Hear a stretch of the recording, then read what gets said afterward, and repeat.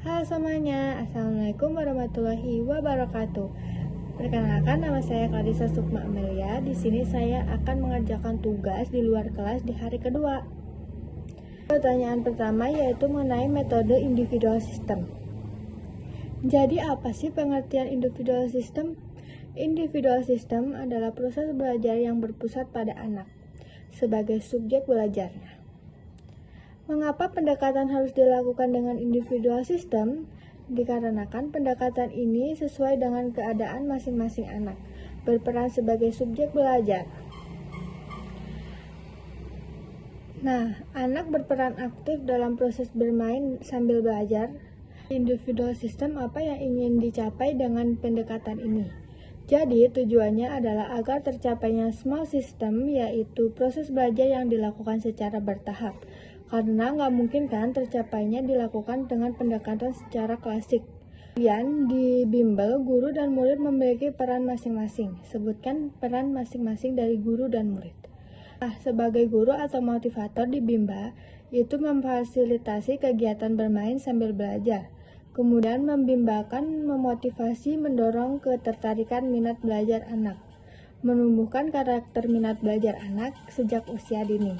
Memberikan reward kepada anak, seperti itulah tugas dari guru. Dan murid sendiri tugasnya yaitu sebagai subjek belajar, artinya murid melakukan kegiatan bermain sambil belajar. Dan pertanyaan berikutnya yaitu apa perbedaan antara metode individual system dengan metode klasik? Jadi, kalau untuk individual system itu pendekatannya disesuaikan dengan kondisi masing-masing anak. Jadi, motivator harus mengetahui karakter dan kesukaan tiap-tiap anak. Biasanya, dalam satu kelas, sejumlah murid itu tidak banyak. Tidak seperti klasikal sistem yang biasanya jumlah muridnya banyak, gurunya hanya satu. Jadi, ada yang menonjol dan ada siswa yang tidak bisa melakukan pendekatan satu persatu. Kemudian bagaimana cara motivator agar dapat tercapainya individual system? Yaitu cara penerapannya adalah dengan nyata.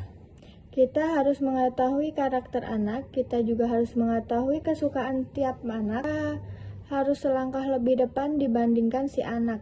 Harus melakukan afeksi atau evaluasi setiap saat. Kemudian kita juga memberikan reward dan motivasi kepada anak. Jadi dampaknya apabila kita menggunakan individual system ini, maka akan tercapainya semua step sistem itu proses belajar yang dilakukan secara bertahap.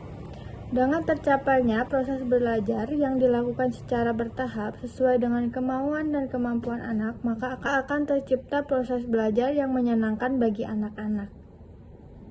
Saat belajar secara intrinsik, maka anak akan menjadi senang dalam belajar. Kemudian dampaknya apa kalau kita tidak menggunakan individual system? Ya, dampaknya anak akan merasa bosan dalam belajar. Itu dengan pertanyaan kedua mengenai metode variation style. Jadi apa pengertian dari metode ini? Nah, metode ini adalah kemampuan yang harus dimiliki oleh setiap motivator dalam memvariasikan aspek belajar dengan kegiatan belajar. Mengapa kita harus memvariasikan dalam proses bermain sambil belajar? Karena rentan konsentrasi anak itu pendek. Anak itu mudah bosan dalam suatu kegiatan. Tujuannya kita memvariasikan ini agar anak tidak mudah bosan. Jadi anak akan tetap tertarik dan tetap semangat dalam bermain dan belajar. Ke aspek belajar. Yang pertama ada aspek kognitif, yang kedua ada aspek afektif, yang ketiga ada aspek psikomotorik. Nah, yang termasuk aspek kognitif adalah kegiatan yang berhubungan dengan kerja otak. Yang termasuk dalam aspek kognitif adalah kegiatan yang berhubungan dengan kerja otak atau kecerdasan nami. Soalnya itu seperti membaca, berhitung. Untuk aspek afektif itu biasanya berhubungan dengan perasaan senang atau perasaan tidak suka atau suka.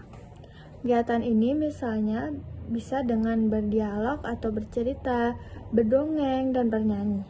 Untuk aspek psikomotorik ini biasanya berhubungan dengan gerakan anggota tubuh. Nah, ini ada motorik halus dan ada motorik kasar. Untuk motorik kasar biasanya yaitu menggunakan gerakan tangan dan kaki, seperti melempar atau menangkap.